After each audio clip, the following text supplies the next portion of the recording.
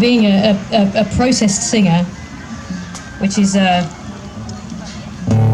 not something that I ever really set out to be.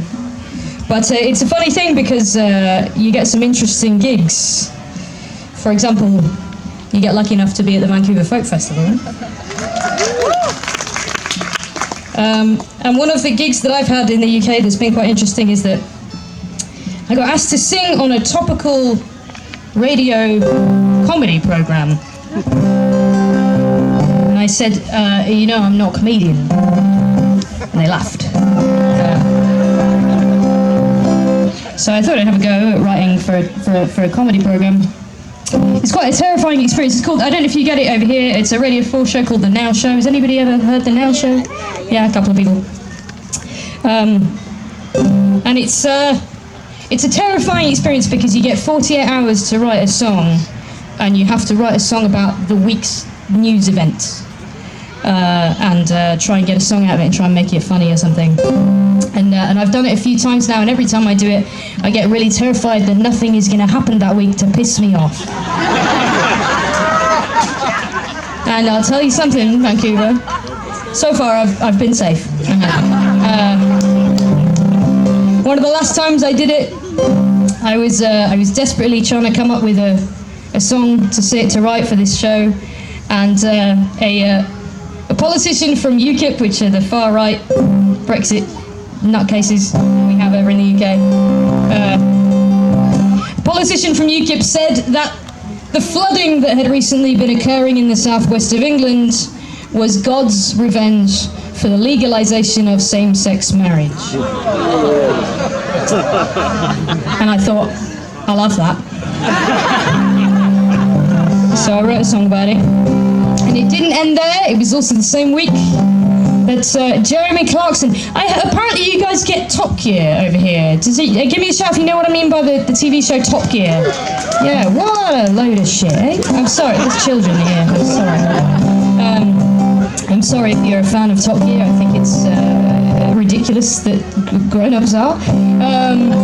But anyway, the man who presented this BBC show called Top Gear, his name is Jeremy Clarkson. He was very famous for being brave enough to make jokes that were racist and homophobic and basically aimed at any other minority. And I think that, nothing drives me more crazy than that idea that there's something brave about taking your privilege and aiming the power that you have because of it at people with less power than you. I think it's something that... Thank you. Your wonderful neighbours to the south just elected a guy who's very famous at being brave enough to do that, and I think there's nothing brave about being a bully. It's as old as the hills. Anyway, so I wrote a song about all those things. It's called I Do Not Have the Power to Cause a Flood. That is a reference to my own quite enormous homosexuality. It's also a legal disclaimer. If it rains here today in Vancouver, you can't blame me.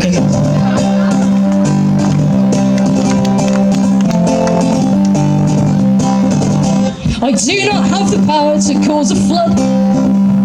I'm not like Storm from X-Men, who so easily could manipulate the weather, causing havoc where she stood. But if I had the power to cause a flood, then I would. Oh, I'd send a flood to Russia, right to Putin's door. The waves of my destruction spanning miles to wash away the prejudice, and then never more would he make statements that equate us all to paedophiles, but instead give all pussy riot a damehood. If I only had the power to cause a flood. Oh, I'd send one to Uganda, where Museveni says gay and bi and trans abnormals need a cure. And until he finds one, he's content to throw them all in jail. A life sentence of repentance, but you can be sure that Museveni definitely would know it if I had the power to cause a flood. And for Jeremy Clarkson, it's all just a bit of fun.